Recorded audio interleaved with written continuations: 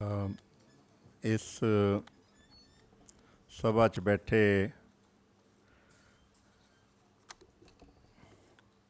सारिਆਂ ਨੂੰ ਮੇਰੇ ਵੱਲੋਂ ਵਾਹਿਗੁਰੂ जी का खालसा ਵਾਹਿਗੁਰੂ जी की फतेह। ਸਭ ਤੋਂ ਪਹਿਲਾਂ ਤਾਂ ਮੈਂ ਤੁਹਾਨੂੰ ਵਧਾਈ ਦੇਣੀ ਚਾਹੁੰਦਾ, ख़ास तौर ਤੇ ਜਿਹੜੀ ਇਹ ਬੱਚਿਆਂ ਦੀ ਸਭਾ ਗੁਰਮਤਿ ਬਾਲ ਸਭਾ ਜੋ ਵੀ ਨਾਂ ਹੈ ਉਸ ਨੂੰ ਬਣਾਉਣ ਔਰ ਉਸ ਨੂੰ ਚਲਾਉਣ ਵਾਲੇ ਸਾਰਿਆਂ ਨੂੰ ਮੇਰੇ ਵੱਲੋਂ ਬਹੁਤ ਬਹੁਤ ਮੁਬਾਰਕ ਹੈ। ਔਰ ਇਹ ਬਹੁਤ ਨਿਆਰਾ ਉੱਦਮ ਹੈ, ਇਸ ਦੀ ਜਿੰਨੀ ਤਾਰੀਫ ਕੀਤੀ ਜਾਵੇ ਘੱਟ ਹੈ। ਔਰ ख़ास ਤੌਰ 'ਤੇ ਮੈਂ ਬੈਠਾ ਕਹਿ ਰਿਹਾ ਸੀ, ਮੈਂ ਕਿਹਾ ਸਾਡਾ ਤਾਂ ਹੋ ਗਿਆ ਜੋ ਹੋਣਾ ਸੀ। ਹੁਣ ਇਹਨਾਂ ਬੱਚਿਆਂ ਨੂੰ ਅਗਰ ਸਿੱਖੀ ਦੀ ਜਾਗ ਲੱਗ ਜਾਵੇ ਜਿਸ ਤਰ੍ਹਾਂ ਲੱਗੀ ਦਿਖ ਰਹੀ ਹੈ ਤਾਂ ਸਾਡਾ ਭਵਿੱਖ ਜਿਹੜਾ ਹੈ ਉਹ ਉਜਵਲ ਹੋ ਸਕੇਗਾ। ਔਰ ਮੈਨੂੰ ਤੁਸੀਂ ਸ਼ਾਇਦ ਨਾ ਅੰਦਾਜ਼ਾ ਲਗਾ ਪਾਓ, ਮੈਂ ਇਸ ਗੱਲ ਦਾ ਬਹੁਤ ਵੱਡਾ ਵਕਾਲਤ ਕਰਨ ਵਾਲਾ ਹਾਂ। ਇਸ ਉਮਰ ਵਿੱਚ ਅਗਰ ਅਸੀਂ ਬੱਚਿਆਂ ਨੂੰ ਗੁਰਮਤਿ ਵਾਲੇ ਪਾਸੇ ਜੋੜ ਲਈਏ ਤਾਂ ਬਹੁਤ ਵੱਡਾ ਰੈਵੋਲੂਸ਼ਨ ਹੋ ਸਕਦਾ ਹੈ। ਮੈਨੂੰ ਯਾਦ ਹੈ 1995 'ਚ ਮੈਂ ਦਿੱਲੀ ਗੁਰਦੁਆਰਾ ਕਮੇਟੀ ਦਾ ਲੰਮਾ ਸਮਾਂ ਰਿਹਾ। 95 ਵਿੱਚ ਜਾਂ 94-95 ਵਿੱਚ ਮੇਰੇ ਮਨ 'ਚ ਖਿਆਲ ਆਇਆ ਕਿ ਗੁਰੂ ਗ੍ਰੰਥ ਸਾਹਿਬ ਨੂੰ ਅਸੀਂ ਮੱਥਾ ਟੇਕਦੇ ਹਾਂ, ਸਤਿਕਾਰ ਕਰਦੇ ਹਾਂ ਔਰ ਬੇਹੱਦ ਸਤਿਕਾਰ ਕਰਦੇ ਹਾਂ। ਕਿਸੇ ਧਰਮ ਗ੍ਰੰਥ ਦਾ ਇੰਨਾ ਸਤਿਕਾਰ ਸ਼ਾਇਦ ਕਰਨ ਦਾ ਰੀਤੀ ਰਿਵਾਜ ਨਹੀਂ ਹੈ ਜਿੰਨਾ ਗੁਰੂ ਗ੍ਰੰਥ ਸਾਹਿਬ ਦਾ ਸਤਿਕਾਰ ਹੁੰਦਾ ਹੈ। ਪਰ ਕਿਤੇ ਨਾ ਕਿਤੇ ਮੈਨੂੰ ਇਹ ਲੱਗਦਾ ਸੀ ਕਿ ਮੇਰਾ ਰਾਬਤਾ ਨਹੀਂ ਹੈ ਗੁਰੂ ਗ੍ਰੰਥ ਸਾਹਿਬ ਨਾਲ। ख़ास ਤੌਰ 'ਤੇ ਮੇਰੀ ਨਵੀਂ ਜਨਰੇਸ਼ਨ ਜਿਹੜੀ ਹੈ ਗੁਰੂ ਗ੍ਰੰਥ ਸਾਹਿਬ ਨੂੰ ਨਾਲ ਜੁੜੀ ਹੋਈ ਜਾਣ ਪਛਾਣ ਦੇ ਤੌਰ 'ਤੇ ਨਹੀਂ ਹੈ, ਉਹਨੂੰ ਪਤਾ ਨਹੀਂ ਹੈ ਇਹਦੇ ਵਿੱਚ ਕੀ ਲਿਖਿਆ ਹੈ। ਔਰ ਉੱਥੋਂ ਇੱਕ ਗੱਲ ਸ਼ੁਰੂ ਹੋਈ ਸੀ ਕਿ let us start a certificate course on Guru Granth Sahib for younger generation. ਔਰ ਕੁਝ ਚੈਪਟਰ ਬਣਾ ਕੇ ਕੋਈ 20 ਚੈਪਟਰ ਬਣਾਏ ਗਏ ਕਿ ਅਗਰ 20 ਲੈਕਚਰ ਬੱਚਾ ਅਟੈਂਡ ਕਰ ਲਵੇ ਤਾਂ ਮੈਂ ਇਹ ਕਹਿ ਸਕਦਾ ਕਿ ਹੁਣ ਮੇਰਾ ਬੱਚਾ ਜਿਹੜਾ ਹੈ ਗੁਰੂ ਗ੍ਰੰਥ ਸਾਹਿਬ ਨੂੰ ਜਾਣਦਾ ਹੈ। ਉਹਨੂੰ ਪਤਾ ਹੈ ਕਿ ਗੁਰੂ ਗ੍ਰੰਥ ਸਾਹਿਬ ਵਿੱਚ 1430 ਅੰਗ ਨੇ। ਉਹਨੂੰ ਪਤਾ ਹੈ ਕਿ ਗੁਰੂ ਗ੍ਰੰਥ ਸਾਹਿਬ ਵਿੱਚ 6 ਗੁਰੂ ਸਾਹਿਬਾਨ ਦੀ ਬਾਣੀ ਹੈ, 15 ਭਗਤਾਂ ਦੀ ਬਾਣੀ ਹੈ। ਉਸ ਨੂੰ ਪਤਾ ਹੈ ਕਿ ਗੁਰੂ ਗ੍ਰੰਥ ਸਾਹਿਬ ਦੀ ਜ਼ਿਆਦਾ ਜਿਹੜੀ ਬਾਣੀ ਹੈ ਉਹ ਰਾਗਾਂ ਵਿੱਚ ਉਹਦਾ ਤਤਕਰਾ ਬਣਿਆ ਹੋਇਆ। ਬੜੀਆਂ ਸਾਰੀਆਂ ਗੱਲਾਂ ਫਿਰ ਗੁਰੂ ਗ੍ਰੰਥ ਸਾਹਿਬ ਦਾ ਸੰਦੇਸ਼ ਉਹਨਾਂ ਤੱਕ ਪਹੁੰਚੇ। ਅੱਜ ਉਹ ਸਰਟੀਫਿਕੇਟ ਕੋਰਸ ਮੇਰੇ ਖਿਆਲ ਵਿੱਚ 20-25 ਸਾਲ ਤੋਂ ਬਾਅਦ ਜਿਹੜਾ ਲਾਸਟ ਉਹਦਾ ਸਮਾਗਮ ਹੋਇਆ ਹੈ ਅਤੇ ਮੈਨੂੰ ਦੱਸਿਆ ਗਿਆ ਕਿ ਸ਼ਾਇਦ 25,000 ਤੋਂ ਵੱਧ ਲੋਕ ਗੁਰੂ ਗ੍ਰੰਥ ਸਾਹਿਬ ਦਾ ਉਹ ਸਰਟੀਫਿਕੇਟ ਕੋਰਸ ਕਰ ਚੁੱਕੇ ਨੇ। ਅਸੀਂ ਉਹ ਕੋਰਸ ਸ਼ੁਰੂ ਕੀਤਾ ਸੀ ਬੱਚਿਆਂ ਵਾਸਤੇ, ਪਰ ਕਈ ਵਾਰੀ ਉੱਥੇ ਇਨਾਮ ਦੇਣ ਜਾਈਦਾ ਹੈ ਤਾਂ ਕੋਈ 90 ਸਾਲ ਦਾ ਬਜ਼ੁਰਗ ਵੀ ਜਿਹੜਾ ਹੈ ਉਹ ਵੀ ਸਰਟੀਫਿਕੇਟ ਕੋਰਸ ਕਰ ਰਿਹਾ ਹੁੰਦਾ ਅਤੇ ਕਈ ਵਾਰੀ ਇਹ ਗੱਲ ਹੋ ਜਾਂਦੀ ਹੈ, ਉਹ ਕਹਿੰਦਾ ਦੇਖੋ ਜੀ ਤੁਸੀਂ ਤਾਂ ਬੱਚਿਆਂ ਵਾਸਤੇ ਕੀਤਾ, ਹੁਣ ਮੈਂ ਨਹੀਂ ਪੜ੍ਹਿਆ ਗੁਰੂ ਗ੍ਰੰਥ ਸਾਹਿਬ ਪੂਰੀ ਜ਼ਿੰਦਗੀ, ਅਗਰ ਮੈਨੂੰ ਇਸ ਉਮਰ 'ਚ ਵੀ ਗੁਰੂ ਗ੍ਰੰਥ ਸਾਹਿਬ ਨਾਲ ਮੇਰਾ ਰਾਬਤਾ ਕਾਇਮ ਹੋ ਜਾਏ ਤਾਂ ਬਹੁਤ ਵੱਡੀ ਗੱਲ ਹੈ। ਤਾਂ ਮੈਨੂੰ ਬਹੁਤ ਚੰਗਾ ਲੱਗ ਰਿਹਾ ਸੀ ਜਦੋਂ ਛੋਟਾ ਬੱਚਾ, ਇਹ ਬੱਚੇ ਛੋਟੇ ਛੋਟੇ ਜਿਹੜੇ ਨੇ ਇਹ ਮੁਹਾਰਨੀ ਦੀ ਗੱਲ ਕਰ ਰਹੇ ਸੀ, ਪੰਜਾਬੀ ਭਾਸ਼ਾ ਦੀ ਗੱਲ ਕਰ ਰਹੇ ਨੇ। ਮੈਨੂੰ ਬੈਠੇ ਬੈਠੇ ਚੇਤਾ ਆ ਰਿਹਾ ਸੀ, ਮੈਂ ਅਫਰੀਕਾ ਰਿਹਾ ਕੁਝ ਸਮਾਂ। ਨੈਲਸਨ ਮੰਡੇਲਾ ਨੇ ਇੱਕ ਵਾਰੀ ਕਿਹਾ ਸੀ ਕਿ ਜਦੋਂ ਅਸੀਂ ਕਿਸੇ ਬੋਲੀ 'ਚ ਗੱਲ ਕਰਦੇ ਹਾਂ, ਕਿਸੇ ਬੋਲੀ 'ਚ ਗੱਲ ਕਰਦੇ ਹਾਂ ਤਾਂ ਗੱਲ ਦਿਮਾਗ ਤੱਕ ਪਹੁੰਚਦੀ ਹੈ, ਪਰ ਜਦੋਂ ਮਾਂ ਬੋਲੀ 'ਚ ਗੱਲ ਕਰਦੇ ਹਾਂ ਤਾਂ ਗੱਲ ਦਿਲ ਤੱਕ ਉਤਰ ਜਾਂਦੀ ਹੈ। ਇਹ ਬੁਨਿਆਦੀ ਫ਼ਰਕ ਹੈ, ਉਹ ਅੰਦਰ ਤੱਕ, ਧੁਰ ਅੰਦਰ ਤੱਕ ਅਸਰ ਕਰ ਜਾਂਦੀ ਹੈ। ਫਿਰ ਉਸਨੇ ਕਿਹਾ ਸੀ ਕਿ ਜਿਹੜੀ ਮਾਂ ਬੋਲੀ ਹੈ ਉਹ ਸਿਰਫ ਸੰਚਾਰ ਦਾ ਮਾਧਿਅਮ ਨਹੀਂ ਹੈ, ਉਹਦੇ ਵਿੱਚ ਮੇਰੀ ਰਿਵਾਇਤ ਹੈ, ਉਸ ਵਿੱਚ ਮੇਰੀ ਵਿਰਾਸਤ ਹੈ, ਉਸ ਵਿੱਚ ਮੇਰਾ ਇਤਿਹਾਸ ਹੈ, ਉਸ ਵਿੱਚ ਮੇਰੀਆਂ ਤੰਦਾਂ ਜੁੜੀਆਂ ਨੇ ਸਦੀਆਂ ਦੀਆਂ। ਅਤੇ ਜੇ ਮੈਂ ਮਾਂ ਬੋਲੀ ਤੋਂ ਟੁੱਟ ਜਾਵਾਂਗਾ ਤਾਂ ਇੱਕ ਅਫਰੀਕੀ ਬਹੁਤ ਵੱਡਾ ਭਾਸ਼ਾ ਵਿਗਿਆਨੀ ਹੈ, ਉਹਨੇ ਕਿਹਾ ਸੀ ਕਿ ਜੇ ਕਿਸੇ ਦੀ ਮਾਤ ਭਾਸ਼ਾ ਖੋਹ ਲਓ तो वो बिल्कुल इस तरह है कि उसकी यादाश्त ख़त्म हो गई है। मैं बड़ा परेशान कि की लिख रहा है, तो उसने क्या बहुत खूबसूरत लिखा उसने कि जदों तुसी मात भाषा भुल जाते हो तो तुहानूं तो पिछोकड़ भुल गया, तुहानूं अपनी विरासत भुल गई, अपने पुरखे भुल गए, अपने वड्डे भुल गए, तुहाडी यादाश्त खत्म हो गई। और फिर वो कहता है कि इहो जे लोग पतवारहीन हो जाते हैं, निथावें जे हो जाते हैं जिहड़ी मात भाषा। मनु एक होर इत्थे हुण बच्चों नूं देख के मनु उत्साह जिहा आ गया इधर नूं। एक बारी बलराज साहनी जिहड़ा है ना, बड़ा वड्डा एक्टर है, रविंद्रनाथ टैगोर नूं मिलिया। और बलराज साहनी जिहड़ा है अंग्रेजी विच ते हिंदी विच लिखण दी कोशिश कर रहा सी, और ये उसने आप लिखिया, उहदे भरा दी किताब भी है, उहदे विच भी पूरा वेरवा दिता है। तो रविंद्रनाथ टैगोर ने कहा तैनूं की होया है, तू तो पंजाबी है, तू ये की कर रहा है। तो उसने एक लाइन कही सी रविंद्रनाथ टैगोर ने, दूजियां दे बनन तो पहला अपनियां दे बन, पहला अपनियां दे बन फिर दूजियां वल देखी। ये ना होवे कि अपने तैनूं पछाणनों भुल जाण ते दूजे तेनों तेरे नाल गल ही ना करन, किते ये ना जिंदगी च हो जाए। तो बलराज साहनी जिहड़ा है बदल गया सी। तो मैनूं बहुत चंगा लग्या, मैं तुहानूं बधाई दिंदा। मात भाषा की गल हुई है और उस तो पहला बच्चों ने इतिहास की गल की है, सिक्खी की गल की है। तुहानूं बहुत बहुत बहुत कुछ कहा जा चुका है। मैं कोई ऐसी गल हुण करन दा समा भी नहीं, समय का भी संकट है, पर मैं एक नुकता तुहाडे नाल साझा करांगा, और वो नुकता गुरु नानक पातशाह के हवाले नाल है, गुरु नानक पातशाह दी सिक्ख्यावां के हवाले नाल है। गुरु नानक पातशाह दियां जिन्होंने असी टीचिंग्स कहते हाँ, सिक्ख्यावां कहते हाँ, संदेश कहते हाँ, लैगेसी कहते हाँ, उहदे हवाले नाल एक नुकता तुहाडे नाल मैं साझा करना। और वो नुकता अज जो असी सुन रहे सी उहदे नाल जुड़िया होया है किसी न किसी रूप विच। सब तो वड्डी गल जिहड़ी मेरे मन च बैठी हुई है वो ये है कि गुरु नानक साहब दे कंसरनस, गुरु नानक साहब दे सरोकार, उन्हां दा घेरा बहुत वड्डा है। गुरु नानक पातशाह दे सरोकारां दा घेरा बहुत वड्डा है। मैं कह सकदा कि गुरु नानक पातशाह दे कंसरनस जिहड़े ने उहदा दायरा जिहड़ा है वो बहुत विशाल है। मैं सीधा कहां तो गुरु नानक पातशाह दे सरोकारां दे घेरे विच राज भी है जे, गुरु नानक पातशाह दे सरोकारां दे घेरे विच समाज भी है, गुरु नानक पातशाह दे सरोकारां दे घेरे विच अर्थ व्यवस्था भी है, गुरु नानक पातशाह दे सरोकारां दे घेरे विच एनवायरमेंट भी है, देख लिया सी। गुरु नानक पातशाह दे सरोकारां दे घेरे विच हैल्थ भी है, वो हैल्थ भी, ये हैल्थ भी, दुनियावी हैल्थ भी। तो मनु ये लगता है कि गुरु नानक पातशाह दे सरोकारां दा एक नुकता मैं तुहानूं कहना चाहुंदा कि सरोकारां दा घेरा बहुत वड्डा है, सरोकारां दा दायरा जिहड़ा है गुरु नानक पातशाह दा। और मैं एक बारी कहा सी कि गुरु नानक पातशाह दे सरोकार एक लिहाज नाल ग्लोबल भी ने, गुरु नानक पातशाह दे सरोकार ग्लोबल ने। यही नहीं है कि असीं उन्होंने सिर्फ हिंदुस्तान तक, अपनी समाजिक व्यवस्था, अपनी राजनीतिक व्यवस्था तक सीमित कर दिए है, पर गुरु नानक पातशाह दे सरोकार ग्लोबल भी ने। मैं बहुते विस्तार च नहीं जावांगा, समय की किल्लत है।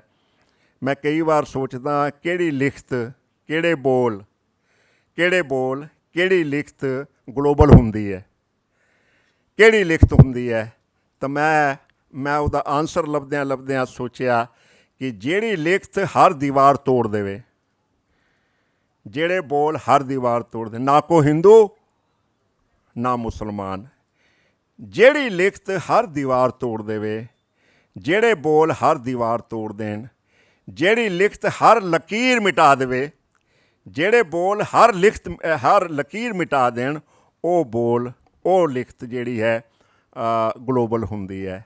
हुणे जिक्र होया सी, मैं क्या इहदा उदाहरण लब्भां तो मैनूं खूबसूरत उदाहरण आसा दी वार चों मिलदा है। पुरखां, बिरखां, तीर्थां, तट्टां, मेघां, खेतां, दीपां, लोआं, मंडलां, खंडां, वरपंडां। ਮੈਨੂੰ ਲੱਗਿਆ ਕਿ ਗੁਰੂ ਨਾਨਕ ਪਾਤਸ਼ਾਹ ਦੀ ਇਸ ਰਚਨਾ ਤੋਂ ਮੈਨੂੰ ਉਹਨਾਂ ਦਾ ਗਲੋਬ ਜਿਹੜਾ ਹੈ, ਉਹਨਾਂ ਦਾ ਸਰੋਕਾਰਾਂ ਦਾ ਘੇਰਾ ਜਿਹੜਾ ਹੈ ਉਹ ਸਪਸ਼ਟ ਨਜ਼ਰ ਆਉਂਦਾ। ਪੁਰਖਾਂ ਬਿਰਖਾਂ ਤੀਰਥਾਂ ਤੱਟਾਂ ਮੇਘਾਂ ਖੇਤਾਂ ਦੀਪਾਂ ਲੋਆਂ ਮੰਡਲਾਂ ਖੰਡਾਂ ਵਰਪੰਡਾਂ ਸੋਮਿਤ ਜਾਣੇ ਨਾਨਕਾ ਸਰਾਂ ਮੇਰਾ ਜਨਤਾ। ਆਪ ਹੁਣੇ ਤੁਸੀਂ ਸਾਰਾ ਉਸ ਦਾ ਵਰਣਨ ਸੁਣਿਆ। ਇੱਕ ਹੋਰ ਰਚਨਾ ਮੇਰੇ ਮਨ 'ਚ ਵਸੀ ਹੋਈ ਹੈ। ਗੁਰੂ ਨਾਨਕ ਪਾਤਸ਼ਾਹ ਗਏ ਸਨ ਜਗਨਨਾਥਪੁਰੀ, ਆਰਤੀ ਹੋ ਰਹੀ ਸੀ, ਥਾਲ ਵਿੱਚ ਦੀਵੇ ਰੱਖੇ ਸੀ, ਅਗਰਬੱਤੀ ਰੱਖੀ ਹੋਈ ਸੀ। ਗੁਰੂ ਨਾਨਕ ਪਾਤਸ਼ਾਹ ਵੀ ਖੜ੍ਹੇ ਹੋ ਗਏ। ਪੁਰੀ ਦਾ ਮੰਦਰ ਦੇਖੋ ਜਾ ਕੇ, ਜਗਨਨਾਥਪੁਰੀ ਕਿੰਨਾ ਵੱਡਾ ਮੰਦਰ ਹੈ। ਗੁਰੂ ਨਾਨਕ ਪਾਤਸ਼ਾਹ ਖੜ੍ਹੇ ਹੋ ਗਏ, ਆਰਤੀ ਹੋ ਰਹੀ ਹੈ। ਗੁਰੂ ਨਾਨਕ ਪਾਤਸ਼ਾਹ ਆਰਤੀ ਤੋਂ ਬਾਅਦ ਪੰਡਤ ਆਉਂਦੇ ਨੇ, ਤੁਸੀਂ ਆਰਤੀ 'ਚ ਹਿੱਸਾ ਨਹੀਂ ਲਿਆ, ਤੁਸੀਂ ਆਰਤੀ ਵਿੱਚ ਪਾਰਟੀਸਪੇਟ ਨਹੀਂ ਕੀਤਾ, ਹੈ ਜ਼ਰੂਰ ਤੁਸੀਂ ਇੱਥੇ ਹੋ। ਗੁਰੂ ਨਾਨਕ ਪਾਤਸ਼ਾਹ ਨੇ ਕਿਹਾ ਕਿ ਇੱਕ ਹੋਰ ਆਰਤੀ ਹੋ ਰਹੀ ਹੈ। ਔਰ ਮੈਨੂੰ ਪਤਾ ਲੱਗਿਆ ਕਿ ਗੁਰੂ ਨਾਨਕ ਦੇ ਸਰੋਕਾਰਾਂ ਦਾ ਘੇਰਾ, ਗੁਰੂ ਨਾਨਕ ਦੀ ਸੋਚ ਜਿਹੜੀ ਹੈ ਬ੍ਰਹਿਮੰਡੀ ਹੈ। ਕਿੱਥੋਂ ਪਤਾ ਲੱਗਿਆ? ਜਦੋਂ ਪੁੱਛਿਆ ਪੰਡਤਾਂ ਨੇ ਕਿ ਕਿਉਂ ਨਹੀਂ ਇਸ ਆਰਤੀ 'ਚ, ਉਹਨੇ ਕਿਹਾ ਇੱਕ ਹੋਰ ਆਰਤੀ ਵੀ ਹੋ ਰਹੀ ਹੈ, ਔਰ ਉਹ ਆਰਤੀ ਹੈ ਗਗਨ ਮੈਂ ਥਾਲ। ਸਾਰਾ ਗਗਨ ਜਿਹੜਾ ਹੈ ਉਹ ਥਾਲ ਬਣ ਗਿਆ ਹੈ। ਗਗਨ ਮੈਂ ਥਾਲ ਰਵ ਚੰਦ ਦੀਪਕ ਬਣੇ, ਤਾਰਿਕਾ ਮੰਡਲ ਜਨਕ ਮੋਤੀ ਧੂਪ ਮਲਿਆਨ ਲੋ ਪਵਨ। ਮਲਿਆਨ ਪਰਬਤ ਤੋਂ ਜਿਹੜੀ ਹੈ ਸੁਗੰਧੀ ਆ ਰਹੀ ਹੈ, ਸਾਰੀ ਬਨਸਪਤੀ ਜਿਹੜੀ ਹੈ ਉਹ ਹਵਾ ਕਰ ਰਹੀ ਹੈ, ਚੌਰ ਕਰ ਰਹੀ ਹੈ। ਔਰ ਇਹ ਤਾਰੇ ਜਿਹੜੇ ਨੇ ਮੋਤੀ ਬਣ ਗਏ ਨੇ ਉਸ ਗਗਨ ਰੂਪੀ ਥਾਲ ਦੇ ਵਿੱਚ।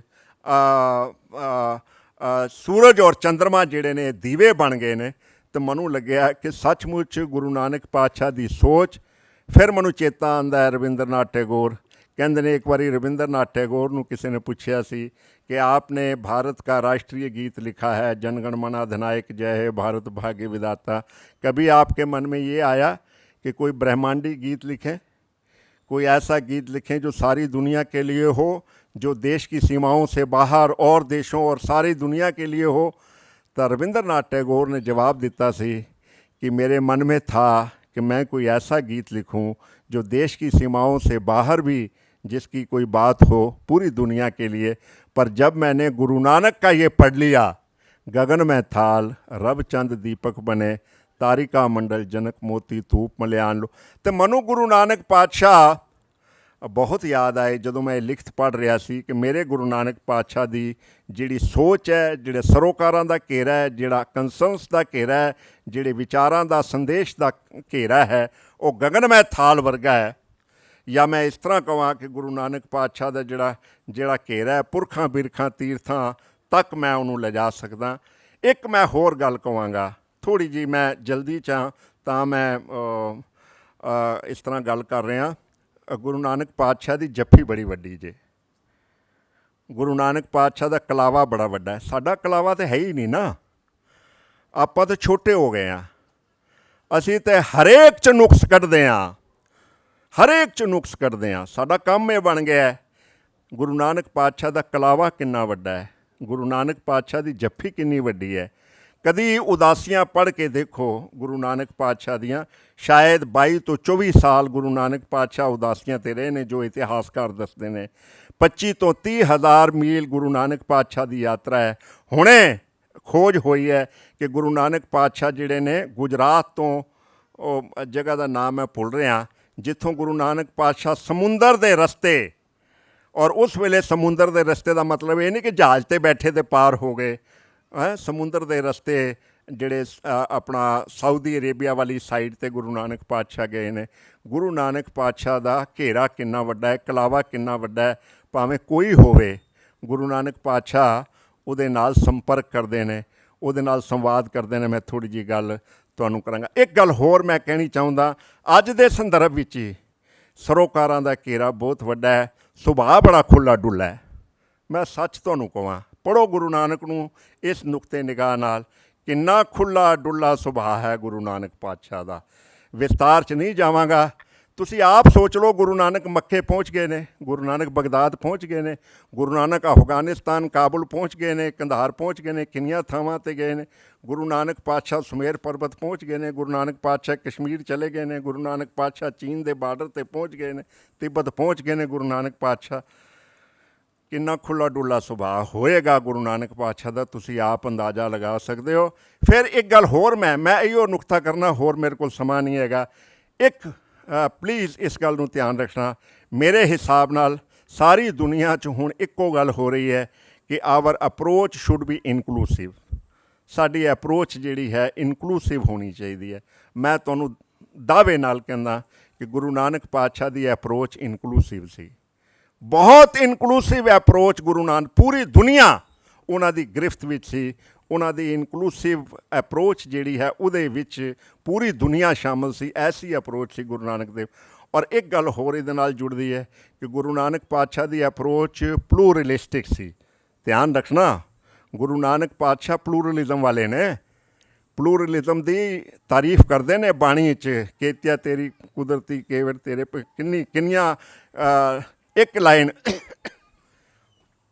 ਬਹੁਤ ਖੂਬਸੂਰਤ ਲਾਈਨ ਹੈ ਫਿਲਸੋਫੀਕਲੀ, ਨਾਨਕ ਵਿਚਾਰਾ ਕਿਆ ਕਹੇ, ਨਾਨਕ ਵਿਚਾਰਾ ਕਿਆ ਕਹੇ, ਸਭ ਲੋਕ ਸਲਾਹੇ ਏਕ ਸੈ, ਸਿਰ ਨਾਨਕ ਲੋਕਾ ਪਾਵ ਹੈ, ਬਲਿਹਾਰੀ ਜਾਉ ਜੇਤੇ ਤੇਰੇ ਨਾਮ ਹੈ।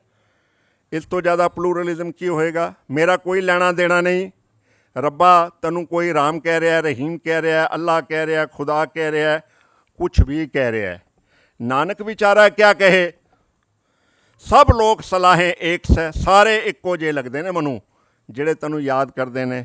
ਸਿਰ ਨਾਨਕ ਲੋਕਾ ਪਾਵ ਹੈ, ਨਾਨਕ ਦਾ ਸਿਰ ਉਹ ਹਰ ਉਸ ਬੰਦੇ ਦੇ ਪੈਰਾਂ ਵਿੱਚ ਹੈ। ਬਲਿਹਾਰੀ ਜਾਓ ਜੇਤੇ ਤੇਰੇ ਨਾਮ ਹੈ, ਤੇਰੇ ਜਿੰਨੇ ਵੀ ਨਾਂ ਨੇ, ਤੈਨੂੰ ਜਿਸ ਨਾਂ ਨਾਲ ਵੀ ਕੋਈ ਯਾਦ ਕਰ ਰਿਹਾ ਮੈਂ ਉਸ ਤੋਂ ਬਲਿਹਾਰ ਜਾਂਦਾ। ਇਹ ਗੁਰੂ ਨਾਨਕ ਦਾ ਪਲੂਰਲਿਜ਼ਮ। ਮੈਂ ਹੋਰ ਵਿਸਤਾਰ 'ਚ ਨਾ ਜਾਵਾਂ ਕਿ ਗੁਰੂ ਨਾਨਕ ਪਾਤਸ਼ਾਹ ਦੀ ਅਪਰੋਚ ਇਨਕਲੂਸਿਵ ਹੈ, ਗੁਰੂ ਨਾਨਕ ਪਾਤਸ਼ਾਹ ਦੀ ਅਪਰੋਚ ਪਲੂਰਲਿਸਟਿਕ ਹੈ। ਡਾਇਵਰਸਿਟੀ ਨੂੰ ਗੁਰੂ ਨਾਨਕ ਪਾਤਸ਼ਾਹ ਗਲੋਰੀਫਾਈ ਕਰਦੇ ਨੇ ਬਾਣੀ 'ਚ। ਤੁਸੀਂ ਪੜ੍ਹ ਲਓ ਬਾਣੀ, ਸਾਰੀ ਬਾਣੀ ਡਾਇਵਰਸਿਟੀ ਔਰ ਪਲੂਰਲਿਟੀ ਨੂੰ ਗਲੋਰੀਫਾਈ ਕਰਦੀ ਹੈ, ਉਸ ਦੀ ਵਜ਼ਾਹਤ ਕਰਦੀ ਹੈ, ਉਸ ਦੀ ਵਿਆਖਿਆ ਕਰਦੀ ਹੈ ਔਰ ਫਿਰ ਉਸ ਨੂੰ ਗਲੋਰੀਫਾਈ। ਇੱਕ ਗੱਲ ਹੋਰ ਇਹਦੇ ਨਾਲ ਜੁੜੀ ਹੈ ਕਿ ਗੁਰੂ ਨਾਨਕ, ਮੇਰੇ ਹਿਸਾਬ ਨਾਲ ਜੋ ਮੈਂ ਪੜ੍ਹਿਆ, ਗੁਰੂ ਨਾਨਕ ਬਹੁਤ ਸੈਂਸਿਟਿਵ ਨੇ, ਬਹੁਤ ਸੈਂਸਿਟਿਵ ਨੇ। ਉਹਨਾਂ ਦੀ ਸੰਵੇਦਨਸ਼ੀਲਤਾ ਦਾ ਕੋਈ ਮੁਕਾਬਲਾ ਨਹੀਂ ਹੈ, ਕੋਈ ਮੁਕਾਬਲਾ ਨਹੀਂ। ਮੈਂ ਬਾਣੀ ਪੜ੍ਹਦਾ ਅਤੇ ਮੈਨੂੰ ਉਹਨਾਂ ਦੇ ਹਰ ਸ਼ਬਦ ਵਿੱਚੋਂ ਉਹਨਾਂ ਦੀ ਸੰਵੇਦਨਸ਼ੀਲਤਾ ਜਿਹੜੀ ਹੈ, ਉਹ ਉਹਨਾਂ ਦੀ ਸੈਂਸਿਟਿਵਿਟੀ ਜਿਹੜੀ ਹੈ, ਇੱਕੋ ਲਾਈਨ ਪੜ੍ਹਦਿਆਂ ਇਸ ਲਾਈਨ ਤੋਂ ਵੱਧ ਕੀ ਹੋ ਸਕਦਾ ਹੈ? ਏਤੀ ਮਾਰ ਪਈ ਕਰ ਲਾਣੇ ਤੈਂ ਕੀ ਦਰਦ ਨਾ ਆਇਆ। ਹੁਣ ਗੁਰੂ ਨਾਨਕ ਪਾਤਸ਼ਾਹ ਦੀ ਸੰਵੇਦਨਾ ਦੇਖੋ, ਬਾਬਰ ਦਾ ਹਮਲਾ ਹੋ ਰਿਹਾ ਹੈ ਔਰ ਗੁਰੂ ਨਾਨਕ ਪਾਤਸ਼ਾਹ ਉਲਾਮਾ ਦੇ ਰਹੇ ਨੇ ਉੱਪਰ ਵਾਲੇ ਨੂੰ ਕਿ ਤੈਂ ਕੀ ਦਰਦ ਨਾ ਆਇਆ, ਏਤੀ ਮਾਰ ਪਈ, ਇਹਨਾਂ ਗਰੀਬਾਂ ਨੂੰ, ਹਿੰਦੁਸਤਾਨੀਆਂ ਨੂੰ ਮਾਰ ਪੈ ਰਹੀ ਹੈ।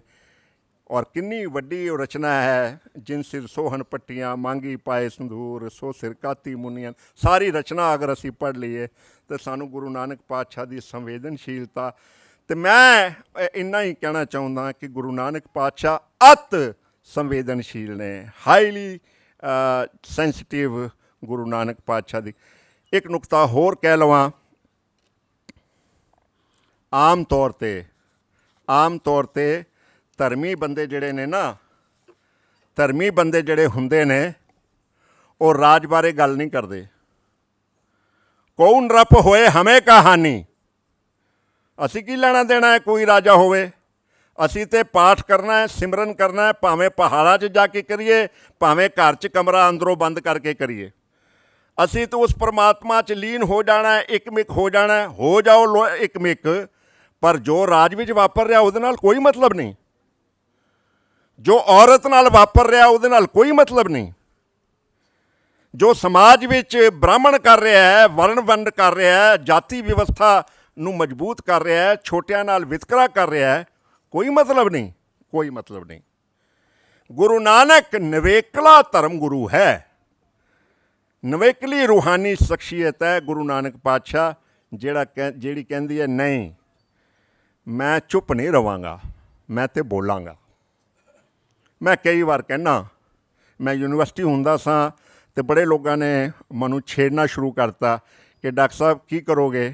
ਮੈਂ ਕਿਹਾ ਚੁੱਪ ਰਹਾਂਗਾ। ਕਹਿੰਦਾ ਕਹਿੰਦੇ ਤੇ ਹੋ ਕਿ ਗੁਰੂ ਨਾਨਕ ਬੋਲਦਾ ਸੀ, ਸੱਚ ਸੁਣਾਈ ਸੀ ਸੱਚ ਕੀ ਵੇਲਾ। ਮੈਂ ਕਿਹਾ ਮੈਂ ਕੋਸ਼ਿਸ਼ ਕਰਦਾ ਗੁਰੂ ਨਾਨਕ ਦੀ ਰਾਹ 'ਤੇ ਚੱਲਣ ਦੀ, ਪਰ ਹਰ ਜਗ੍ਹਾ ਡਰ ਲੱਗਦਾ ਹੈ, ਜੇ ਇਹ ਕਿਹਾ ਤਾਂ ਉਹ ਨਾਰਾਜ਼ ਹੋ ਜਾਏਗਾ, ਇਹ ਕਿਹਾ ਤਾਂ ਉਹ ਨਾਰਾਜ਼ ਹੋ ਜਾਏਗਾ। ਪਰ ਗੁਰੂ ਨਾਨਕ ਨਹੀਂ ਜੇ ਡਰਦੇ। ਇਹ ਆਇਆ ਨਾ ਬੁੱਕਿਆ ਸਿੰਘ ਉਜਾੜ ਵਿੱਚ, ਗੁਰੂ ਨਾਨਕ ਪਾਤਸ਼ਾਹ ਨਹੀਂ ਜੇ ਡਰਦੇ।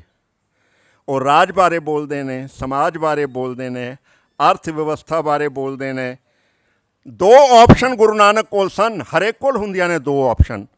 ਇੱਕ ਇਹ ਹੈ ਸੜਕ 'ਤੇ ਐਕਸੀਡੈਂਟ ਹੋ ਗਿਆ, ਬੰਦਾ ਜ਼ਖਮੀ ਪਿਆ, ਇੱਕ ਇਹ ਆਪਸ਼ਨ ਹੈ ਕਿ ਮੈਂ ਸਿੱਧਾ ਨਿਕਲ ਜਾਵਾਂ, ਇੱਕ ਆਪਸ਼ਨ ਹੈ ਕਿ ਮੈਂ ਰੁਕ ਜਾਵਾਂ, ਮੈਂ ਉਹਦੀ ਮਦਦ ਕਰਾਂ, ਮੈਂ ਫੋਨ ਕਰਾਂ, ਮੈਂ ਬੰਦੇ ਇਕੱਠੇ ਕਰਾਂ, ਹਸਪਤਾਲ ਪਹੁੰਚਾਵਾਂ। ਦੋਵੇਂ ਆਪਸ਼ਨ ਨੇ। ਇੱਕ ਇਹ ਹੈ ਕਿ ਕਿਸੇ ਨਾਲ ਕੋਈ ਬੇਪਤੀ ਕਰ ਰਿਹਾ ਹੈ, ਕਿਸੇ ਦਾ ਕੋਈ ਅਪਮਾਨ ਕਰ ਰਿਹਾ ਹੈ। ਇੱਕ ਆਪਸ਼ਨ ਮੇਰੇ ਕੋਲ ਇਹ ਹੈ ਕਿ ਮੈਂ ਬੋਲ ਪਵਾਂ, ਇੱਕ ਆਪਸ਼ਨ ਇਹ ਹੈ ਮੈਂ ਕੀ ਲੈਣਾ ਦੇਣਾ, ਮੈਂ ਜਾਵਾਂ। ਅਤੇ ਜ਼ਿਆਦਾਤਰ ਮੇਰੇ ਵਰਗੇ ਤਾਂ ਦੂਜੀ ਆਪਸ਼ਨ ਹੀ ਲੱਭਦੇ ਨੇ ਕਿ ਚੱਲ ਭਾਈ ਨਿਕਲ ਚਲੀਏ, ਆਪਾਂ ਕੀ ਲੈਣਾ ਦੇਣਾ। ਪਰ ਜੇ ਮੇਰੇ 'ਚ ਗੁਰੂ ਨਾਨਕ ਦੀ ਸਿੱਖੀ ਹੈ ਤਾਂ ਮੈਨੂੰ ਗੁਰੂ ਨਾਨਕ ਦੇ ਦੱਸੇ ਰਾਹ 'ਤੇ ਚੱਲਣਾ ਚਾਹੀਦਾ ਔਰ ਮੈਨੂੰ ਬੋਲਣਾ ਚਾਹੀਦਾ। ਮੈਂ ਤੁਹਾਨੂੰ ਗੁਰੂ ਨਾਨਕ ਪਾਤਸ਼ਾਹ ਹਮੇਸ਼ਾ ਉਦਾਸੀਨ ਨਹੀਂ ਨੇ। ਸਿੱਧ ਛਪ ਬੈਠੇ ਪਰਬਤੀ, ਕੌਣ ਜਗਤ ਕੋ ਪਾਰ ਉਤਾਰਾ। ਤੁਸੀਂ ਭਗਤੀ ਕਰਨ ਵਾਸਤੇ ਪਹਾੜਾਂ ਦੀਆਂ ਕੰਧਰਾਂ 'ਚ ਆ ਗਏ ਹੋ ਅਤੇ ਜਗਤ ਦਾ ਕੀ ਹਾਲ ਹੈ ਤੁਹਾਨੂੰ ਪਤਾ ਹੀ ਨਹੀਂ। ਤੁਹਾਨੂੰ ਪਤਾ ਹੀ ਨਹੀਂ ਕਿ ਬਾਬਰ ਆ ਗਿਆ, ਤੁਹਾਨੂੰ ਪਤਾ ਹੀ ਨਹੀਂ ਕਿ ਲੋਧੀਆਂ ਨੇ ਕੁਛ ਨਹੀਂ ਕੀਤਾ ਦੇਸ਼ ਨੂੰ ਬਚਾਉਣ ਵਾਸਤੇ, ਤੁਹਾਨੂੰ ਪਤਾ ਹੀ ਨਹੀਂ ਕਿ ਵਰਣ ਵਿਵਸਥਾ ਨਾਲ ਕੀ ਦੇਸ਼ ਦਾ ਹਾਲ ਹੋ ਗਿਆ। ਗੁਰੂ ਨਾਨਕ ਬੋਲ ਪਏ ਨੇ, ਖੁਰਾਸਾਨ ਖਸਮਾਨਾ ਕੀਆ, ਬੋਲ ਪਏ। ਇਹ ਸ਼ਬਦ ਨੂੰ ਧਿਆਨ ਨਾਲ ਪੜ੍ਹਨਾ, ਖੁਰਾਸਾਨ ਖਸਮਾਨਾ ਕੀਆ, ਹਿੰਦੁਸਤਾਨ ਡਰਾਇਆ, ਆਪੇ ਦੋਸ਼ ਨਾ ਦੇਈ ਕਰਤਾ, ਜਮ ਕਰ ਮੁਗਲ ਚੜ੍ਹਾਇਆ। ਏਤੀ ਮਾਰ ਪਈ, ਇੰਨੀ ਮਾਰ ਪਈ ਹੈ ਹਿੰਦੁਸਤਾਨੀਆਂ ਨੂੰ, ਏਤੀ ਮਾਰ ਪਈ ਕਰ ਲਾਣੇ ਤੈਂ ਕੀ ਦਨ, ਜੇ ਸਕਤਾ ਸਕਤੇ ਕੋ ਮਾਰੇ ਤਾਂ ਮਨ ਰੋਸ ਨਾ ਹੋਈ। ਸਾਰਾ ਸ਼ਬਦ ਤੁਸੀਂ ਜਾਣਦੇ ਹੋ। ਪਰ ਗੁਰੂ ਨਾਨਕ ਪਾਤਸ਼ਾਹ ਦਾ ਰਿਐਕਸ਼ਨ, ਗੁਰੂ ਨਾਨਕ ਪਾਤਸ਼ਾਹ ਦਾ ਪ੍ਰਤੀਕਰਮ, ਮੈਂ ਇਹਨੂੰ ਕਹਿਣਾ, ਇਹ ਧਿਆਨ 'ਚ ਰੱਖਣ ਵਾਲਾ ਹੈ। ਔਰ ਪ੍ਰਤੀਕਰਮ ਦੇਣ ਤੋਂ ਜ਼ਿਆਦਾਤਰ ਲੋਕ, ਔਰ ਧਰਮੀ ਲੋਕ ਤਾਂ ਪੱਕੇ ਤੌਰ 'ਤੇ ਆਮ ਤੌਰ 'ਤੇ ਕਹਿੰਦੇ ਨੇ ਸਾਡਾ ਕੋਈ ਲੈਣਾ ਦੇਣਾ ਨਹੀਂ, ਅਸੀਂ ਤਾਂ ਭਗਤੀ ਕਰਨੀ ਆ, ਅਸੀਂ ਤਾਂ ਰੂਹਾਨੀ ਲੋਕ ਹਾਂ, ਸਾਡਾ ਸਮਾਜ ਨਾਲ ਰਾਜ ਨਾਲ ਕੋਈ ਮਤਲਬ ਨਹੀਂ। ਹੁਣੇ ਕਿਸੇ ਨੇ ਕਿਹਾ ਸੀ, ਮੈਂ ਪੋਲੀਟੀਕਲ ਸਾਇੰਸ ਪੜ੍ਹਾਈ ਹੈ 30 ਸਾਲ, ਮੈਂ ਪਲੇਟੋ ਪੜ੍ਹਿਆ, ਮੈਂ ਅਰਿਸਟੋਟਲ ਪੜ੍ਹਿਆ, ਮੈਂ ਸਾਰੇ ਪੜ੍ਹ ਲਏ। ਮੈਨੂੰ ਨਹੀਂ ਕਿਸੇ ਵੀ ਪੋਲੀਟੀਕਲ ਸਿਸਟਮ ਦੀ ਕੋਈ ਐਨਾਲਾਈਜ਼ ਕਰਦਿਆਂ ਇਹੋ ਜਿਹਾ ਐਨਾਲਿਸਿਸ ਮਿਲਿਆ ਹੋਵੇ। ਰਾਜੇ ਸ਼ੀਂਹ ਮੁਕੱਦਮ ਕੁੱਤੇ, ਜਾਏ ਜਗਾਇਨ ਬੈਠੇ ਸੁੱਤੇ, ਚਾਕਰ ਨਹਿੰਦਾ ਪਾਇਨ ਘਾਓ। ਫਿਰ ਕੀ ਕਰਦੇ ਨੇ, ਰੱਥ ਪਿੱਤ ਕੁੱਤਿਓ ਚਟ ਜਾਓ। ਨੋਹਾਂ ਨਾਲ ਨੌਂਦਰਾਂ ਨਾਲ ਮਾਸ ਨੋਚਦੇ ਹੋ, ਰਾਤ ਸੌਣ ਨਹੀਂ ਦਿੰਦੇ, ਆਰਾਮ ਨਾਲ ਲੋਕਾਂ ਨੂੰ ਰਹਿਣ ਨਹੀਂ ਦਿੰਦੇ। ਔਰ ਫਿਰ ਸਾਰੇ ਇਕੱਠੇ ਹੋ ਕੇ ਅਖੀਰ ਵਿੱਚ ਰੱਥ ਪਿੱਤ ਕੁੱਤਿਓ ਚਟ ਜਾਓ, ਜਿੱਥੇ ਜੀਆਂ ਹੋਸੀ ਸਾਰ, ਨੱਕੀ ਵੱਢੀ ਲਾਏ ਤਵਾਰ। ਜਦੋਂ ਹਿਸਾਬ ਹੋਏਗਾ ਨਾ, ਇਹ ਗੁਰੂ ਨਾਨਕ ਬੋਲ ਰਹੇ ਨੇ। ਸਰੋਕਾਰ ਦੇਖੋ ਗੁਰੂ ਨਾਨਕ ਪਾਤਸ਼ਾਹ ਦਾ, ਇਹ ਵੀ ਸਰੋਕਾਰ ਹੈ ਗੁਰੂ ਨਾਨਕ ਪਾਤਸ਼ਾਹ ਦਾ ਕਿ ਪੋਲੀਟੀਕਲ ਸਿਸਟਮ 'ਤੇ ਕਮੈਂਟਰੀ ਕਰ ਰਹੇ ਨੇ ਕਿ ਅੱਗੇ ਜਿੱਥੇ ਹੋਏਗਾ ਨਾ ਹਿਸਾਬ ਕਿਤਾਬ, ਨੱਕੀ ਵੱਢੀ ਲਾਏ ਤਵਾਰ, ਤੁਹਾਡੇ ਨੱਕ ਵੱਢੇ ਜਾਣਗੇ। ਕੋਈ ਕਹਿ ਸਕਦਾ? ਇਹ ਹੈ ਬੁੱਕਿਆ ਸਿੰਘ ਉਜਾੜ ਵਿੱਚ ਕਿ ਗੁਰੂ ਨਾਨਕ ਪਾਤਸ਼ਾਹ ਬੋਲ ਪਏ ਨੇ ਰਾਜ ਵਿਵਸਥਾ 'ਤੇ, ਜਿਹੜਾ ਆਮ ਤੌਰ 'ਤੇ ਧਰਮੀ ਲੋਕ ਨਹੀਂ ਬੋਲਦੇ। ਆਮ ਤੌਰ 'ਤੇ ਧਰਮੀ ਲੋਕ ਨਹੀਂ ਬੋਲਦੇ। ਜਾਤ ਜਨਮ ਨਾ ਪੁੱਛੀਏ, ਸੱਚ ਕਰ ਲਿਓ ਬਤਾਏ, ਸਾ ਜਾਤ ਸਾ ਪਤ ਹੈ, ਜਿਹੇ ਕਰਮ ਕਮਾਏ। ਇਹ ਗੁਰੂ ਨਾਨਕ ਪਾਤਸ਼ਾਹ ਦਾ ਫਰਮਾਨ ਹੈ। ਇੱਕ ਗੁਰੂ ਨਾਨਕ ਪਾਤਸ਼ਾਹ ਦਾ ਫਰਮਾਨ ਹੈ, ਨੀਚਾ ਅੰਦਰ ਨੀਚ ਜਾਤ, ਨੀਚੀ ਹੂੰ ਅਤ ਨੀਚ, ਨਾਨਕ ਤਿਨ ਕੇ ਸੰਗ ਸਾਥ, ਵਡਿਆਂ ਸਿਉ ਕੈ ਰੀਸ, ਜਿੱਥੇ ਨੀਚ ਸੰਭਾਲੀਆਂ ਤਿੱਥੇ ਨਦਰ ਤੇਰੀ ਬਖਸ਼ੀਸ। ਇਹ ਗੁਰੂ ਨਾਨਕ ਪਾਤਸ਼ਾਹ ਦਾ ਵਾਕ ਹੈ ਉਸ ਵੇਲੇ ਦੀ ਵਰਣ ਵਿਵਸਥਾ 'ਤੇ। ਇੱਕ ਨੁਕਤਾ ਹੋਰ ਤੁਹਾਨੂੰ ਦੇਣਾ, ਅਰਥ ਵਿਵਸਥਾ 'ਤੇ। ਮੈਂ ਕਈ ਅਰਥ ਸ਼ਾਸਤਰ ਪੜ੍ਹਾਉਣ ਵਾਲਿਆਂ ਨੂੰ ਦਿੱਲੀ ਯੂਨੀਵਰਸਿਟੀ 'ਚ ਪੁੱਛਿਆ ਕਿ ਭਾਈ ਕਿਸੇ ਨੇ ਦਿੱਤਾ ਇਹੋ ਜਿਹਾ, ਮਲਕ ਭਾਗੋ ਦੇ ਘਰ ਗੁਰੂ ਨਾਨਕ ਨਹੀਂ ਜਾਂਦੇ, ਬ੍ਰਹਮ ਭੋਜ ਆ ਉੱਥੇ, ਔਰ ਕੋਧਰੇ ਦੀ ਰੋਟੀ ਖਾ ਰਹੇ ਨੇ। ਲਾਲੋ ਦੇ ਘਰ, ਲਾਲੋ ਦੀ ਪਤਨੀ ਲਾਲੋ ਦੇ ਕੰਨ ਵਿੱਚ ਕੁਝ ਗੱਲ ਕਰ ਰਹੀ ਹੈ, ਇਹ ਸਾਡੀਆਂ ਇਤਿਹਾਸਕ ਲਿਖਤਾਂ ਦੱਸਦੀਆਂ ਨੇ। ਗੁਰੂ ਨਾਨਕ ਪਾਤਸ਼ਾਹ ਪੁੱਛਦੇ ਨੇ ਲਾਲੋ ਨੂੰ ਕੀ ਹੋਇਆ, ਉਹ ਕਹਿੰਦਾ ਇਹ ਕਹਿ ਰਹੀ ਹੈ ਕਿ ਨਾਨਕ ਦੀ ਜਾਤ ਉੱਚੀ ਹੈ, ਇਹ ਉੱਚੀ ਜਾਤ ਦਾ ਹੈ, ਸਾਡੀ ਜਾਤ ਨੀਵੀਂ ਹੈ। ਤੇ ਭੋਜਨ ਕਿਸ ਤਰ੍ਹਾਂ ਚੌਂਕਾ ਬਣਾਈਏ, ਕਿਸ ਤਰ੍ਹਾਂ ਦਾ ਚੌਂਕਾ ਹੋਵੇ ਜਿੱਥੇ ਨਾਨਕ ਨੂੰ ਭੋਜਨ ਕਰਾ ਦਈਏ। ਤਾਂ ਗੁਰੂ ਨਾਨਕ ਪਾਤਸ਼ਾਹ ਦੇ ਮੂੰਹੋਂ ਵਾਕ ਨਿਕਲਿਆ ਸੀ, ਇਤਿਹਾਸਕ ਲਿਖਤਾਂ ਦੱਸਦੀਆਂ ਨੇ, ਵਹਿਮ ਨਾ ਕਰ ਲਾਲੋ। ਯਾਦ ਰੱਖਣਾ ਇਹ ਤੁਕ, ਵਹਿਮ ਨਾ ਕਰ ਲਾਲੋ, ਸਾਰੀ ਧਰਤੀ ਮੇਰੀ ਚੌਂਕਾ ਹੈ। ਸਾਰੀ ਧਰਤੀ ਮੇਰੀ ਚੌਂਕਾ ਹੈ। ਕਿਉਂ ਵਹਿਮ ਕਰਦਾ ਹੈ ਲਾਲੋ? ਕੋਈ ਜਾਤ ਉੱਚੀ ਨਹੀਂ, ਕੋਈ ਜਾਤ ਨੀਵੀਂ ਨਹੀਂ। ਔਰ ਲਾਲੋ ਦੇ ਘਰ ਨਹੀਂ, ਭਾਗੋ ਦੇ ਘਰ ਗੁਰੂ ਨਾਨਕ ਪਾਤਸ਼ਾਹ ਨਹੀਂ ਜਾਂਦੇ। ਕਿਉਂ ਨਹੀਂ ਜਾਂਦੇ?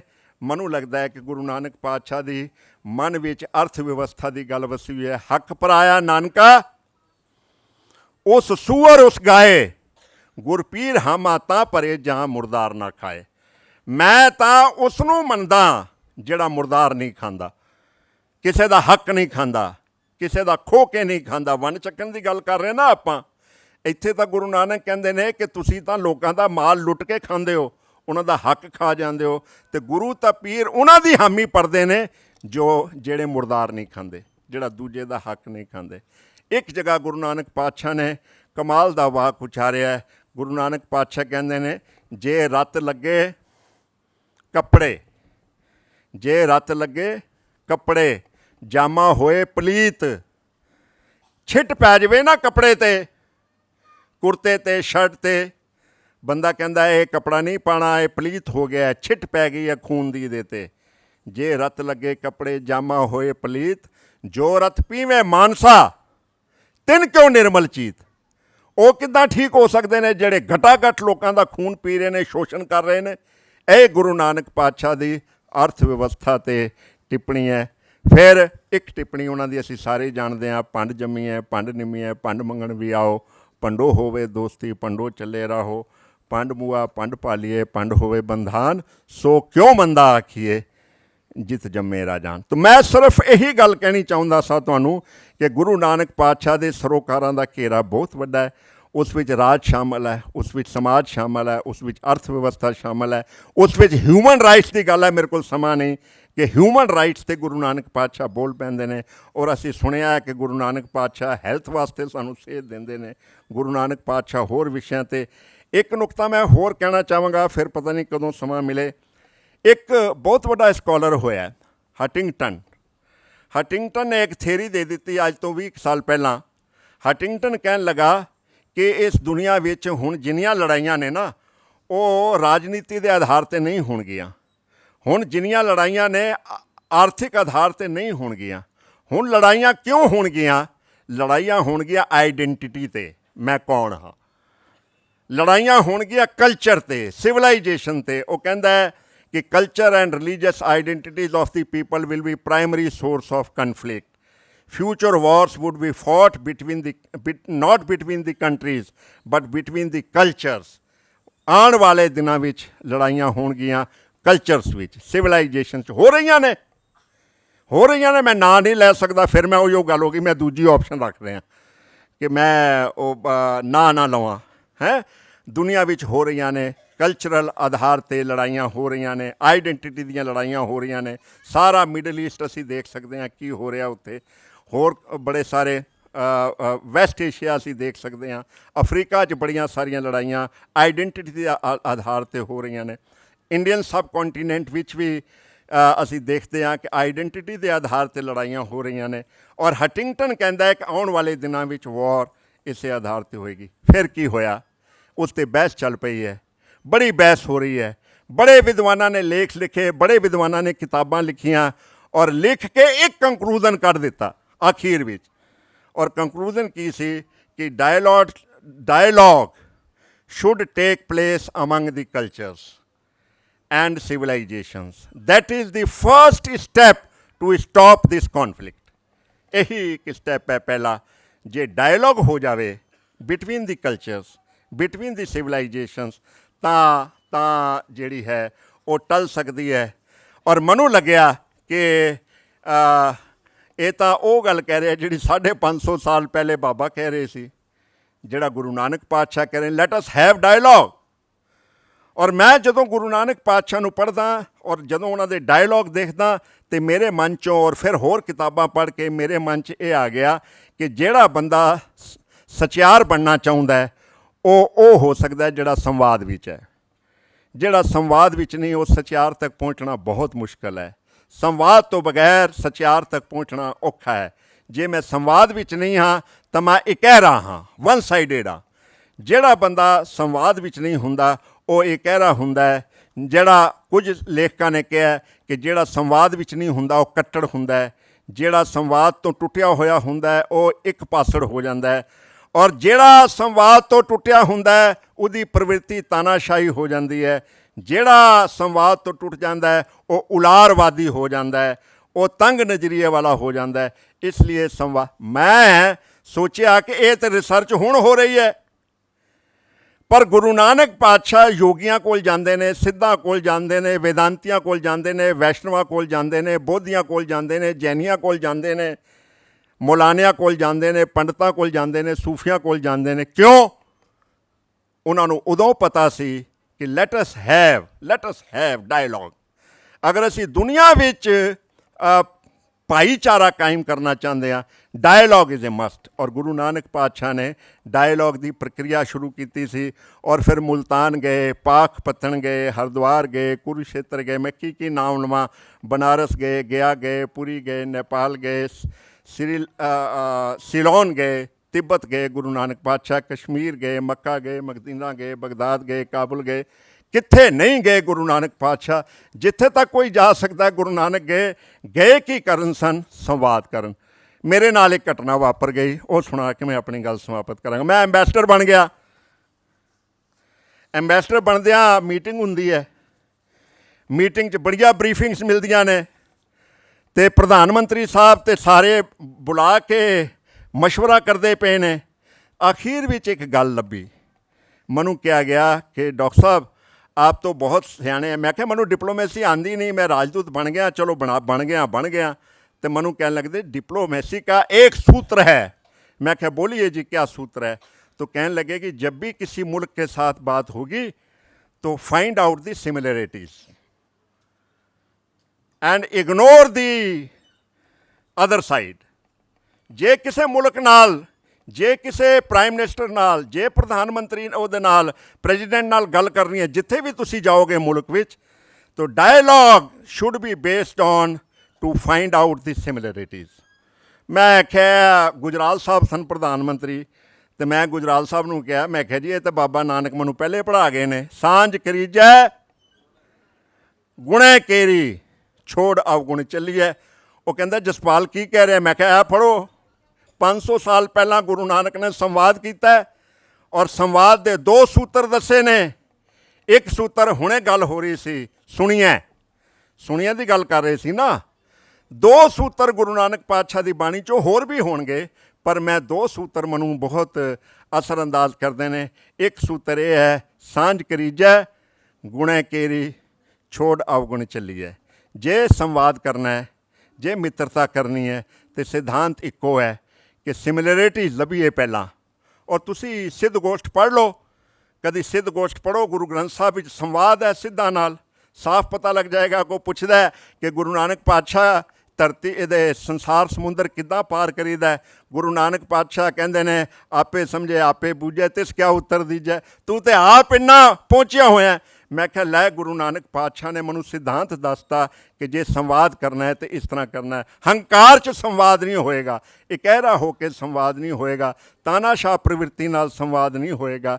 जे संवाद मैं सिमिलरिटीज लभांगा। एक सूत्र होर है गुरु नानक पातशाह की बाणी विच, और वह सूत्र है सांझ करीजै। एक सूत्र होर है, जब लग दुनिया रही है नानक, किछ सुनिए किछ कहिए। जब तक दुनिया च रहना है, संवाद विच रहना है, तो कुछ सुनना पेगा तो कुछ कहना पेगा। और इत्थे मैं अपने वालों गुस्ताखी करदा कि गुरु नानक पातशाह ने सुनिए पहला लिखा है, कहिए बाद च कहा है। पहला मैं सुना और फिर मैं कहां, फिर सुना तो फिर कहां। कई बारी साडी आदत हुंदी है सुनदे असीं है ही नहीं कि मेरी सुन तू, तो संवाद नहीं हो सकता। गुरु नानक पातशाह ने कहा कुछ सुनो तो कुछ कहो, तो संवाद हो सकता है।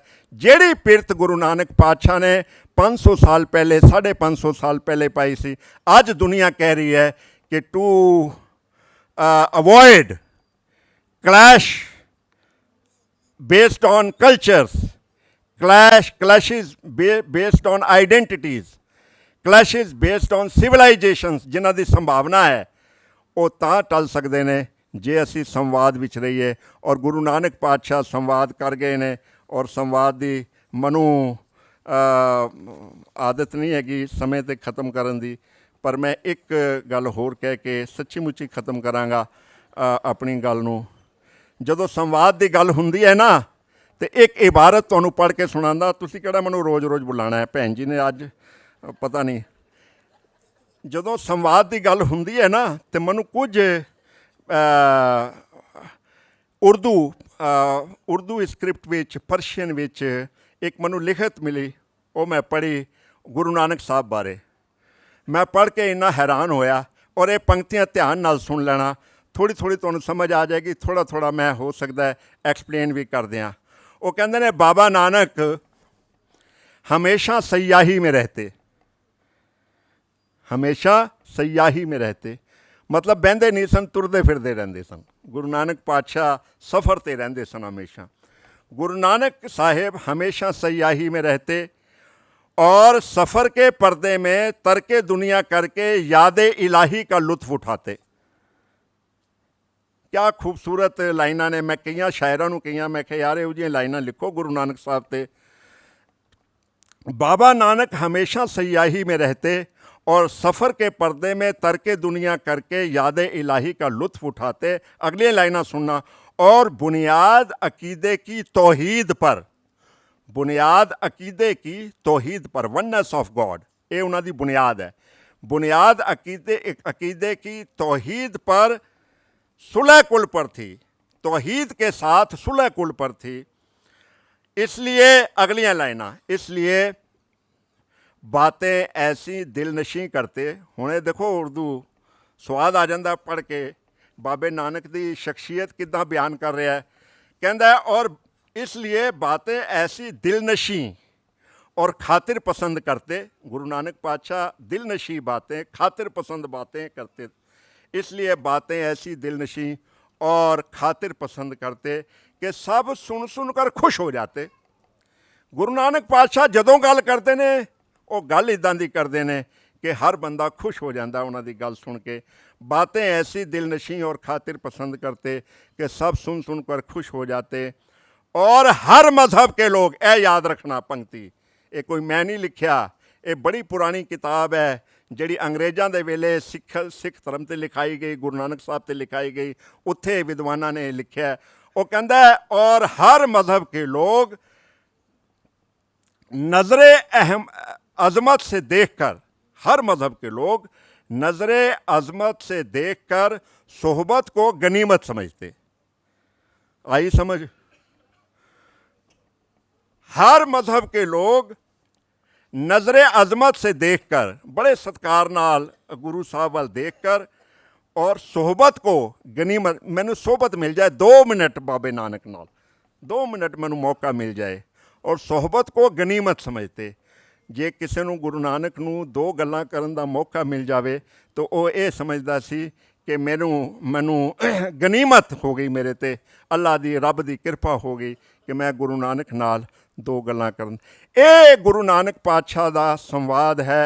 और एक मैं पहले भी सुना गया शायद लुधियाने नज़म, मैनू बहुत खुशी है कि पंजाबी यूनिवर्सिटी पटियाला भी जदों मैं सी उदों एक बच्चे ने मैनू कहा कि डॉक्टर साहब आप उर्दू की नज़में आपको बहुत आती हैं, गुरु नानक देव जी के बारे भी, औरों के बारे भी, तो क्या गुरु नानक के ऊपर काम हो सकता है? और उस बच्चे ने आज तो 1-1.5 महीना पहले PhD गुरु नानक इन उर्दू लिटरेचर, गुरु नानक उर्दू लिटरेचर भी उसने पंजाबी यूनिवर्सिटी PhD सबमिट करती है। 300 सफ़े की PhD है और वो छप भी जाएगी बहुत जल्दी। और जदों उन्हें मैनू फ़ोन किया, मैनू मिलन आया, मैं गदगद हो गया कि एक बच्चे ने, एक स्कॉलर ने, पर्शियन और उर्दू डिपार्टमेंट के स्कॉलर बच्चे ने PhD कर दी है गुरु नानक साहब उर्दू लिटरेचर विच। और मैनू बहुत खुशी हुई। मैनू एक नज़म बहुत अच्छी लगती है, 4 लाइनां दी नज़म है, ये कह के मैं सचमुच ख़त्म कर देंगा। मैनू तुसीं इन्नी देर बिठाया तो हुण मैं भैन जी इदां तो नहीं करांगा। चलो लास्ट है, सच्ची लास्ट। बहुत खूबसूरत नज़म है। मैं कई बारी अपने शायरां नूं कह चुकिया कि इहो जिहियां नज़मां लिखो, लिख रहे ने। तेरी गुफ्तगू अगर सबको भाई ना होती, ये गुरु नानक नूं कह रहे ने। तेरी गुफ्तगू, तू जो बोलदा है, तेरे मुंह चों निकले वाक, तेरी गुफ्तगू अगर सबको भाई ना होती और मुसल्लम तेरी रहनुमाई ना होती, तेरी रहनुमाई सारियां वास्ते ना हुंदी, ये नहीं कि एक फिरके वास्ते तेरी रहन, सारियां वास्ते कर। तेरी गुफ्तगू अगर सबको भाई ना होती और मुसल्लम तेरी रहनुमाई ना होती, और तुझ पे शायदा शदाई, और तुझ पे शायदा खुदाई ना होती, तेरी लाश पे हाथापाई ना होती, तेरी लाश पे हाथापाई ना होती। तेरी गुफ्तगू अगर सबको भाई ना होती, मुसल्लम तेरी रहनुमाई ना होती, और तुझ पे शायदा खुदाई ना होती, तेरी लाश पे हाथापाई ना होती। ना हिंदू जलाने पे असरार करते, ना मुस्लिम पे दफन तकरार करते, है अपने बेगाने का मकबूल नानक, है अपने बेगाने का मकबूल नानक, नहीं जिसमें कांटा है वो फूल नानक, नहीं जिसमें कांटा है वो फूल नानक। वाहिगुरू जी का खालसा, वाहिगुरू।